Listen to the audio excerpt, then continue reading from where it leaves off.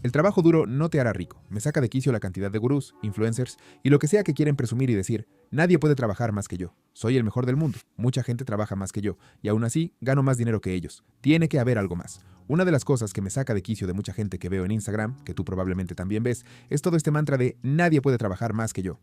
Para empezar, es objetivamente falso porque mucha gente A. te supera en trabajo hoy, B. te superó en el pasado, C. no has conocido a todo el mundo y D. no importa de todos modos. Es lo mismo cuando alguien dice soy el mejor y tienes que decir que eres el mejor porque si no crees que eres el mejor, demuestra que no tienes confianza. A mí, eso no me convence en absoluto. Si alguien dice soy el mejor, entonces ¿por qué no estás en vallas publicitarias? Así es como se vería el mejor. Absolutamente, tienes que hacer el trabajo, tienes que meterle volumen. Es la única forma de mejorar, pero si empiezas a afirmar que eres el mejor, que nadie te puede superar, estás haciendo declaraciones que sabes que no son ciertas. ¿Por qué nos jactamos del trabajo? Porque el trabajo tiene muy poco que ver con los niveles más altos del juego. Warren Buffett dice que si toma 2 buenas decisiones al año, ha tenido un buen año. Entonces, ¿cómo es que uno de los mejores inversores, una de las mejores personas de negocios en términos de medirlo por dinero, que es como se mide un negocio, habla sobre cómo básicamente no hace nada, lee 5 o 6 horas al día, come McDonald's y toma un par de buenas decisiones al año?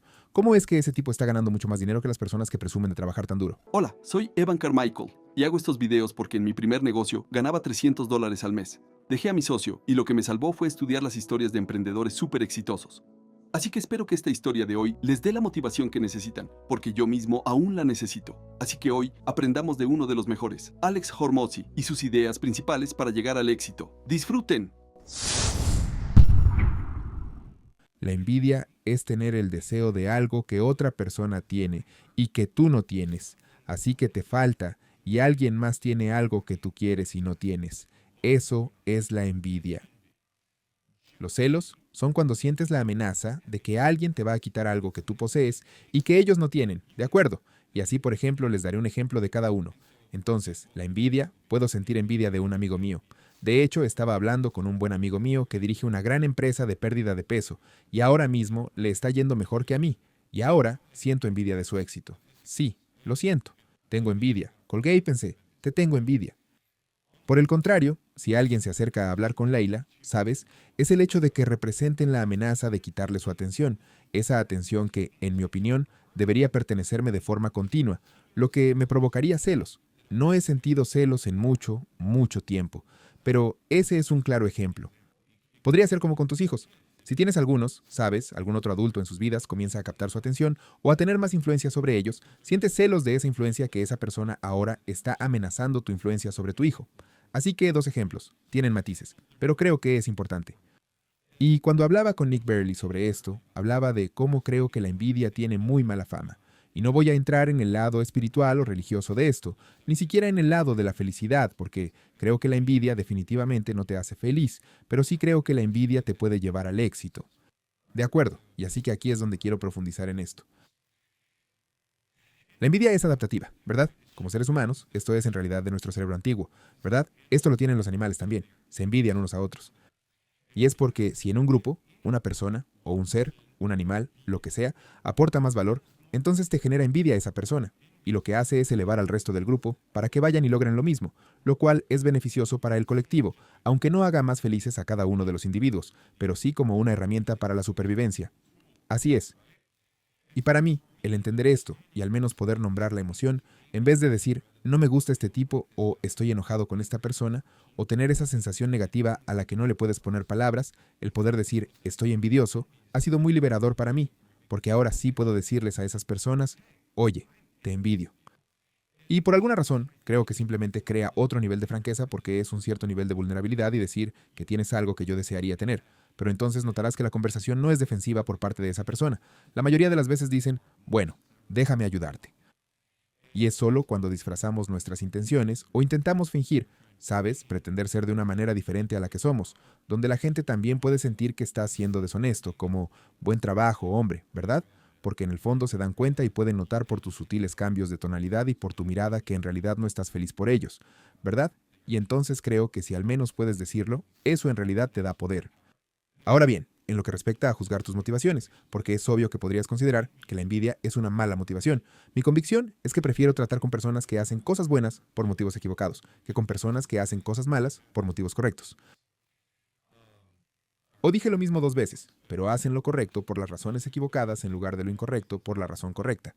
De acuerdo, prefiero a alguien que consiga el resultado adecuado. Y me dio un ejemplo que fue realmente poderoso. Dijo que un amigo suyo era un Navy SEAL de élite y, ¿sabes? Uno de los mejores Navy SEALs. Él entrena a los Navy SEALs, un auténtico tipo duro. Así es, y antes de eso, él era un técnico de emergencias médicas. Y habló de sus experiencias como paramédico, que la mayoría de la gente piensa que los paramédicos tienen que ser muy compasivos. Uno quiere que, sabes, salven la vida de estas personas todos los días. Y él dijo que el Navy SEAL comentaba que no era compasivo en absoluto. No me importaba realmente la persona que estaba en la camilla frente a mí, pero lo que sí me importaba eran mis estadísticas. Me importaba el estatus de ser el mejor. Quería tener los traslados más rápidos al hospital, quería tener las tasas más altas de supervivencia y éxito de las personas bajo mi cuidado, porque me importaba ser el mejor.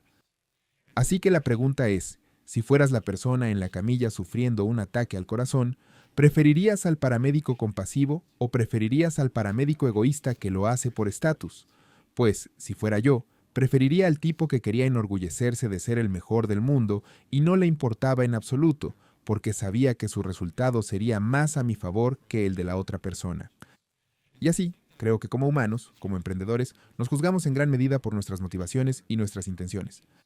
Pero creo que si podemos dar un paso atrás y, primero, nombrar la emoción para que no sea esta cosa amorfa que no podemos entender, y luego dar el siguiente paso y decir, ¿es esta una emoción proadaptativa?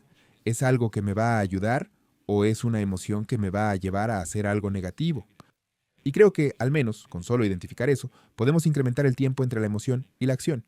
Y cuanto más amplia sea esa brecha de tiempo en general, mejor será la calidad de las decisiones que tomamos, porque de esa forma somos más racionales. Nunca somos del todo racionales, pues somos seres impulsados por emociones y nuestros sistemas límbicos nos dominan. Pero cuanto más podamos reducir esos detonantes, los emocionales que nos llevan a malas decisiones, al final, mejores decisiones tomaremos. Digo todo esto para enfatizar que en general, primero, nombrar las emociones es clave. Segundo, crea un espacio para tomar mejores decisiones. Tercero, podemos analizar esas decisiones y decir, ¿esto me va a ayudar en mi vida o es algo que me va a perjudicar? Y luego, como resultado de esto, no tenemos que juzgarnos tan duramente por qué hacemos las cosas, sino más bien por lo que se está haciendo. Porque, sinceramente, soy una persona muy envidiosa, y quizás esto sea solo yo, buscándole una explicación a mis propias emociones negativas, ¿sabes? ¿Quién sabe? Pero al menos para mí, el hecho de decirlo de esa manera y de enfocar el proceso de pensamiento así me ha ayudado a sentirme mejor conmigo mismo, y simplemente no. O, en realidad, solo menos mal, si esa es probablemente una mejor forma de decirlo, y no estar constantemente recriminándome por tener deseos que creo que están mal. Y así, Dan Sullivan dijo esto, y terminaré con esto, es que cuando la gente quiere algo, si quieres ganar más dinero, si quieres tener una casa más grande, quieres tener un coche más grande, quieres construir un estudio de podcast, lo que sea, ¿verdad? Él dijo que querer es razón suficiente porque muchas veces preguntamos, ¿pero por qué queremos eso? Probablemente no vamos a cambiar el deseo. Y entonces dejarnos desear cosas y darnos permiso para desear cosas, y yo específicamente, ha sido increíblemente liberador, y lo que ha hecho es devolverme una cantidad tremenda de mi atención que solía estar dedicada a analizar por qué me siento de esta manera, o por qué esto está bien, o por qué esto está mal, y en su lugar, aceptar el hecho de que quiero algo, y que quererlo está bien, siempre y cuando no sea algo que esté hiriendo a otras personas, y que no sea algo que me esté hiriendo a mí. En realidad, no suelo pensar mucho en eso. Creo que mucha gente dedica muchísimo tiempo y esfuerzo a intentar descifrar cómo se sienten, porque luego quieren juzgarse o etiquetarse a sí mismos como estoy bien o no estoy bien. Se invierte un gran esfuerzo en intentar cómo me siento con esto. Mi pregunta de seguimiento sería, ¿por qué te importa? ¿Por qué es tan relevante? Y por eso, cuando preguntaste hace mucho tiempo sobre cuánto crees que importan los sentimientos, no creo que importen en absoluto. ¿Cuál sería el argumento para que los sentimientos importen? Entonces, ¿por qué crees que existen? Es una buena pregunta y se pone realmente interesante porque entonces es como yo experimento un sentimiento que etiqueto en mi cabeza como tristeza. Es de la misma manera que tú experimentas la cosa que tú es como ver verde y yo veo verde y tú ves verde. Y si todos nuestros verdes son diferentes, se vuelve muy interesante así.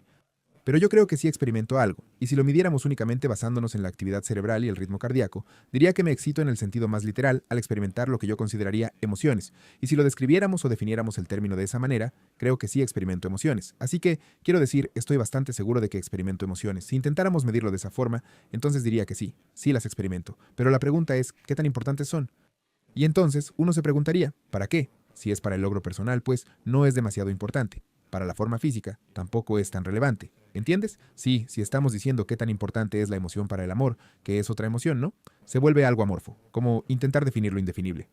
Pero entonces dices, bueno, si estamos definiendo el amor por lo que estoy dispuesto a soportar para seguir manteniendo algo, ¿qué tan importante es? Bueno, depende de cuánto me he condicionado a aceptar esto. Entonces, si quiero seguir casado, es probablemente mucho más efectivo condicionar a alguien para que siga casado, porque esa es la consecuencia externa de un buen matrimonio, es que permanezcan juntos, ¿verdad? Solo digo, o sea, si estamos midiendo puramente desde circunstancias externas, y entonces creo que intentar medir y definir las cosas es lo que realmente me apasiona y disfruto mucho. Creo que la mayoría de la gente se aburre hasta las lágrimas cuando hablo de estas cosas, así que no hablo mucho de ello, pero eso es lo que cuando seguimos quitando capas de ¿por qué crees que puedes salir de, ya sabes, un lugar difícil en tu vida? ¿O por qué crees que pudiste pasar por estas cosas? Gran parte de esto se debe a que creo que puedo redefinir los términos, y así, cuando surja alguna situación o algo que se supone que debo hacer, yo lo redefiniré, o diré que no tengo por qué hacerlo, y simplemente puedo aceptarlo tal como es. Y por eso, la frase que más resuena en mi mente para mi propio bienestar mental es simplemente, y eso está bien, punto. Es como, no quiero ir a esa cosa, y está bien. Pienso que todo este concepto de la muerte del ego del que hablábamos justo al principio, intento no hablar demasiado de esto porque creo que mucha gente lo encuentra ofensivo, y no lo digo con esa intención. Yo comparto esto como algo que simplemente me funcionó a mí, y no como una crítica a las creencias de cualquier otra persona. Para mí, la idea de que no existía tal cosa como el legado, que cuando muriera, eventualmente todo lo que tenía se convertiría en polvo, y que cualquier cosa expandida en un horizonte temporal lo suficientemente largo, desaparece, ¿verdad? Lo cual, si eres como cristiano, por ejemplo, es todo el libro de Eclesiastés. Y creo que el darme cuenta de eso me permitió aquietar bastante mi ego para poder estar más presente con la idea de que este momento solo existirá en mi mente y que cualquier cosa que haga aquí no perdurará. Y así cambió mi forma de trabajar, cambió cómo veía las relaciones, y gran parte de mi pensamiento gira en torno a cómo, mi yo de 85 años. Siento que mi mentor número uno es como mi yo ficticio de 85 años, porque es la única persona que realmente creo que tiene mis mejores intereses en el corazón y no tiene ningún motivo oculto. Y entonces hay este tweet que tuve que se hizo bastante viral, pero era como escuchar a un multimillonario o a un millonario. Me quedo con este último. Como cuando tenía 20 años quería ser millonario y cuando era millonario quería tener 20 años. Mm, Y así, la idea de que mi yo futuro cambiaría todo el dinero que poseyera por volver a ser pobre y tener 20 años de nuevo, me hizo replantearme realmente cómo estaba viviendo la vida en el momento presente. Si literalmente en el futuro le daré más valor a mi momento actual que al logro de aquello que estoy buscando en este preciso instante, entonces algo no está bien, porque incluso mi yo futuro lo sabe. Porque ahora mismo pagaría todo el dinero que tengo para recuperar 10 años atrás. ¿No es interesante? Sin siquiera pensarlo. Y entonces todo lo que voy a lograr en los próximos 10 años lo dejaría con gusto para estar justo donde estoy ahora mismo. Y entonces, creo que pensar en eso realmente cambió mucho para mí porque me ayudó a silenciar, no digo eliminar, pero sí silenciar algunos de los pensamientos que son más impulsados por el ego, porque el ego siempre quiere, ¿cómo? Separarse y aislarse de los demás y demostrar que es mejor. Mm, Y si sé que todo se convertirá en polvo, no hay nada superior, porque todos acabaremos siendo polvo, y de la misma manera, sí, como si todos vamos a ser polvo, entonces todos somos hermanos, como dos marcos muy sólidos. Para mí, al menos, me ayudó a calmar ese aspecto, y creo que de esa manera puedes preguntar a mi gente, pero creo que pude presentarme mejor como líder, creo que pude presentarme mejor como esposo, aparecer mejor como para crear contenido, cosas así. Como que no creo que podría haber hecho las cosas que hacemos ahora hace 5 años, porque todavía creo que habría sido más. Habría sido demasiado yo. Demostrando algo. Estuvo perfecto, no vale la pena probarlo. Lo clavé. Ha sido 100% demostrarle a alguien, demostrar que un enemigo ficticio se equivoca. Claro, ¿verdad? Todos están hablando de mí. O sea, claro, a nadie le importas. Exactamente. Y la verdad es que eso fue como que tuve que cambiar mi mentalidad de a nadie le importas a... Me encantaría tener una camiseta que dijera ninguna vida importa, pero creo que se prestaría a demasiadas. Oh, sí, sí, sí, nadie se preocupa por ti. Pero siento y creo que hay mucha profundidad en eso, donde es como, sí podemos porque de esa manera todos somos iguales. Y entonces creo que es casi la perspectiva más igualitaria, que al final todos seremos polvo. Sí, y creo que de esa forma es como tenemos estos intercambios, y de alguna manera lo hace más hermoso. Cuando empecé en este negocio, aceptaba cada una de las ventas, y era porque temía que alguien desperdiciara la oportunidad. Así que si tienes ese miedo, entiendo por lo que estás pasando. Segundo, cuando tuve mi primera venta, que no fui yo, tuve un colapso emocional porque pensé, Dios mío, esto realmente puede pasar. Y te lo prometo, si aún no te ha pasado, te pasará cuando ocurra, porque te das cuenta de que este negocio puede funcionar sin ti, y otras personas también pueden hacer que llueva, ¿verdad? Y luego les contaré una historia breve que ilustrará el siguiente punto que quiero hacer. Así que, como saben, cuando contraté a algunos vendedores, ¿ese primer vendedor era excepcional? No, pero lograron hacer el trabajo. Más adelante en el tiempo, tuve a mi primer tipo de asesino, por así decirlo, y su nombre completo era Mauro Negretti, y en ese momento él entró, no sé, al año o dos de empezar, apenas un año en el negocio, y fue capaz de asumir el rol de ventas muy rápido. Y para que veas lo gracioso que es esto, él comenzó, y yo estaba por empezar a entrenarlo, cuando una señora entró por la puerta y le dije, oye, ¿qué amigo? Como yo me encargo. Y él dijo, no, estoy bien. Dijo, ve a hacer lo tuyo. Dijo, fitness, nutrición, responsabilidad. Voy a... lo resolveré.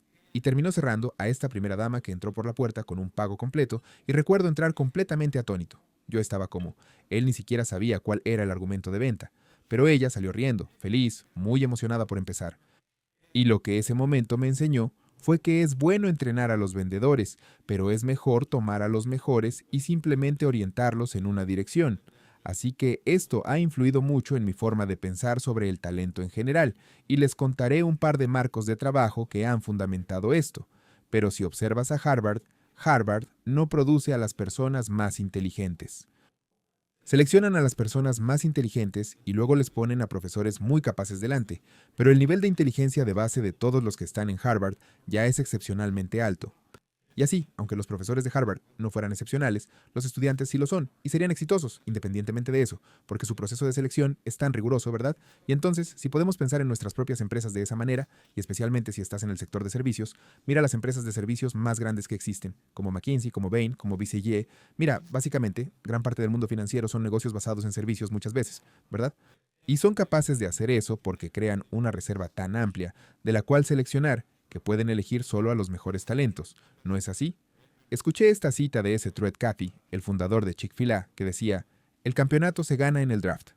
Y por eso tenían esa creencia tan arraigada sobre la importancia de elegir a las personas adecuadas, incluso mucho más que el entrenamiento mismo. Y yo diría que me he ido moviendo en esa dirección de valorar un poco más la naturaleza que la crianza cuando se trata de ciertos roles, específicamente en el área de ventas sobre todo. Existen ciertas características en cuanto a cómo se establece un buen vínculo, en cuanto a poseer una cierta dinámica o una energía particular, o como quieras denominarlo, que, como Martin Agretti, cuando él entró, él ya poseía todas estas cualidades y ni siquiera estaba al tanto de la propuesta de venta, pero ganó esa venta basándose únicamente en la pura conexión que logró establecer.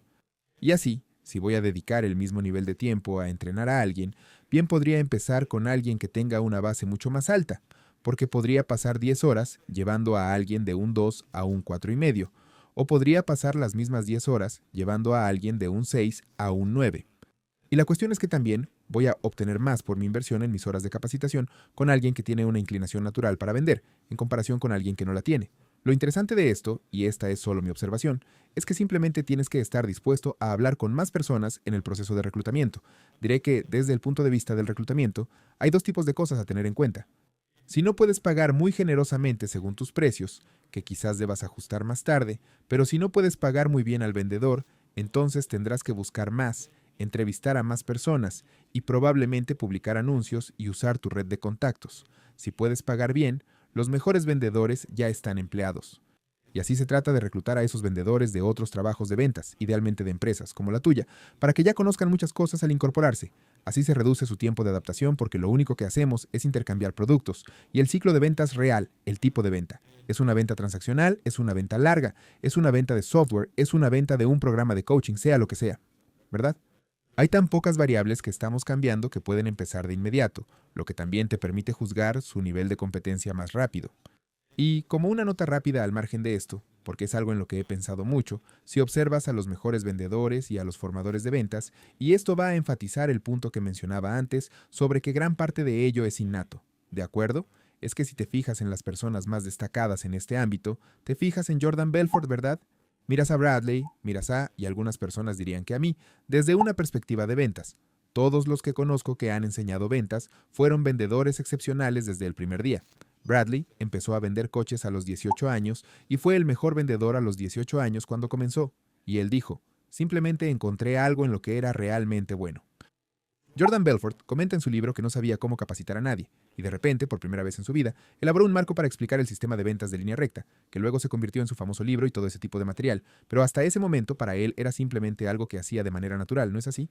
Y te puedo asegurar que en mi propio caso, yo ya había cerrado miles de acuerdos antes incluso de haber recibido mi primera formación en ventas. Y así, realmente creo que si estamos seleccionando a los vendedores, es mucho más una cuestión de selección que de capacitación. La formación es para recordarles lo buenos que son, no para hacerlos buenos, ¿está bien? Y esto es algo que ha ido cambiando con el tiempo para mí en particular. Ahora, si piensas, bueno, soy pésimo en ventas, puedes dedicarte mucho más tiempo a ti mismo de lo que una empresa dedicaría a un empleado, ¿vale? Porque te tienes a ti todo el tiempo, así que puedes entrenarte en tus horas libres e invertir tu propio tiempo en ti mismo. Pero desde una perspectiva de retorno de inversión, el costo de encontrar un buen vendedor comparado con el de entrenar a uno malo o mediocre es significativamente menor. Es mucho más fácil encontrar a las personas adecuadas que tomar a alguien y luego hacer un entrenamiento tan loco y extenso, a menos que todo tu modelo sea aceptar a cada persona que entra por la puerta, como 24 Hour Fitness tiene este modelo. Aceptan a cualquiera que tenga pulso y luego lo someten a un proceso de selección ridículo, y luego el 10% de las personas logran pasar los primeros 90 días. Para aprender los hábitos de la gente exitosa y así lograr tus metas, mira el video justo aquí a mi lado. Creo que te encantará. Sigue creyendo y te veré allí.